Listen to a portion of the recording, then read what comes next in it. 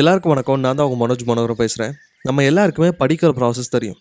அதாவது புக் எடுக்கிறோம், ரீட் பண்ணுறோம், அதில் கொடுத்துருக்க லாங்குவேஜ் நமக்கு தெரிஞ்சதுனால அதில் இருக்கிற இன்ஃபர்மேஷன் நம்மளால் கேதர் பண்ணிக்க முடியுது. அப்படி கேதர் பண்ண இன்ஃபர்மேஷனை சில பேர் படித்ததும் கேட்டால் சொல்லுவாங்க, சில பேர் இன்னும் 2 தடவை படித்தா உடனே கேட்கும்போது சொல்லுவாங்க. இதுவரை எந்த பிரச்சனையும் இல்லை. ஆனால் இப்படி நம்ம படித்து கேதர் பண்ண இந்த நாலேஜை சில நாள் கழிச்சு நமக்கு தேவைப்படும் போது ரிட்ரைவ் பண்ண முடியுதா, ரொம்ப நாள் ஞாபகம் வச்சுக்க முடியுதா? இங்கே தான் பிரச்சனை. ஸோ இதை இம்ப்ரூவ் பண்ணுறதுக்கு இந்த வீடியோவில் 3 ஸ்டடி டிப்ஸ் சொல்ல போகிறேன். இந்த வீடியோ கண்டிப்பாக உங்களுக்கு யூஸ்ஃபுல்லாக இருக்கும். ஸோ வீடியோ ஃபுல்லாக பாருங்க. முதல் விஷயம், have a clear cut reason. அதாவது ஒரு விஷயத்தை நம்ம ஏன் பண்றோம், எதுக்காக பண்றோங்கிற தெளிவு இல்லாதவரை அதை நம்ம சரிவர பண்ண மாட்டோம். முழு இன்வால்வ்மெண்ட் வராது. உதாரணத்துக்கு சின்ன பசங்களுக்கு ஏன் பிரஷ் பண்ணணும்னு தெரியாது. இதனால பிரஷிங் பேரண்ட்ஸ் தான் ஃபோர்ஸ் பண்ணணும். ஆனா ஒரு கட்டத்துக்கு மேல அவங்களுக்கு இந்த பிரஷிங்கோட இம்பார்ட்டன்ஸ் புரிய வரும்போது யாரோட ஃபோர்ஸும் இல்லாம அவங்களே பிரஷ் பண்ண ஸ்டார்ட் பண்ணுவாங்க.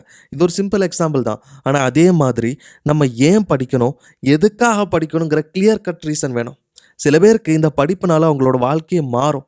சில பேருக்கு இந்த படிப்பு மட்டும்தான் அவங்க இருக்கிற சுச்சுவேஷன்லேருந்து வெளிவரதுக்கு காரணமாக இருக்க போகுது.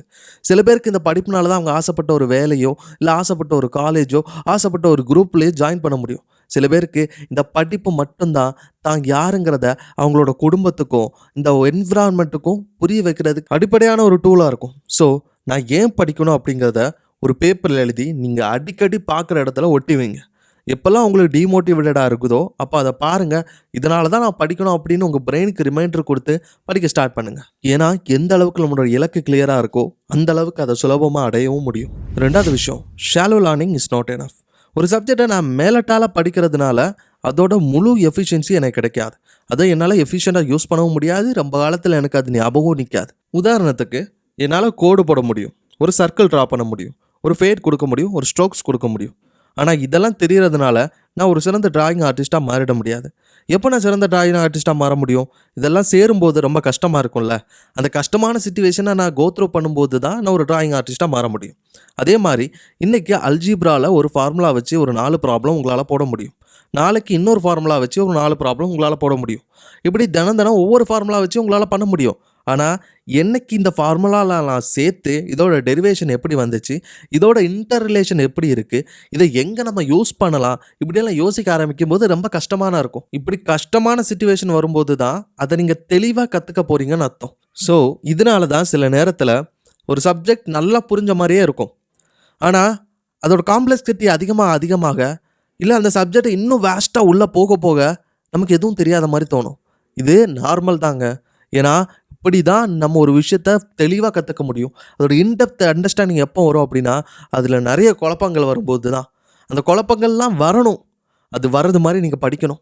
ஸோ நீங்கள் படிக்கும்போதே ஒரு சப்ஜெக்டில் இதோட ரிலேஷன் எப்படி இருக்குது, ஒரு அனிமல் செல்லும் பிளான்ட் செல்லுக்கும் என்ன வித்தியாசம் இருக்குது, ஹிஸ்ட்ரியில் இந்த டைம் பீரியடுக்கும் அந்த டைம் பீரியடுக்கும் என்ன ரிலேஷன்ஷிப் இருக்குது, இப்படின்னு எல்லாத்தையும் இன்டர்லேட் பண்ணி இன்டெப்த்தாக கற்றுக்க ஆரம்பிங்க.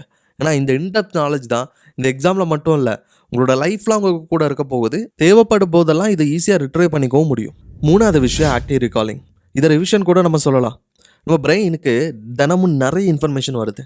ரேண்டம் யூடியூப் வீடியோஸ் பார்க்குறோம், random shorts, random Instagram reels, random conversation, தினமும் வெளியில் போகிறோம் வரோம் பார்க்குறோம். நிறைய விஷயங்கள் நம்ம பிரெயினுக்கு போய்கிட்டே இருக்குது. இந்த இன்ஃபர்மேஷன் எல்லாத்தையும் நம்ம பிரெயின் ஸ்டோர் பண்ணாது. ஏன்னா அது ரொம்ப ஸ்மார்ட். அது நமக்கு என்ன தேவையான இன்ஃபர்மேஷன், எந்த இன்ஃபர்மேஷனை இவர் அதிகமாக யூஸ் பண்ண போகிறாரு, எந்த ஒரு இன்ஃபர்மேஷன் அதிக பீக் எக்ஸ்பீரியன்ஸ் கொடுத்து ரொம்ப சந்தோஷமான விஷயம், ரொம்ப சோகமான விஷயம், இப்படின்னு முக்கியமான விஷயங்களை மட்டும்தான் நம்ம பிரெயின் ஸ்டோர் பண்ணும். இப்படி இருக்கும்போது நமக்கு படித்த இன்ஃபர்மேஷனை நம்ம ரிட்ரைவ் பண்ணணும் அப்படின்னா நம்ம ஆக்டிவாக அதை ரீகலெக்ட் பண்ணணும் ஸ்பேஸ் ரெப்பிட்டேஷனோட. இதனால தான் நம்ம கேதர் பண்ண இன்ஃபர்மேஷனை ரெகுலராக யூஸ் பண்ணும்போது அதை மறக்க மாட்டோம்.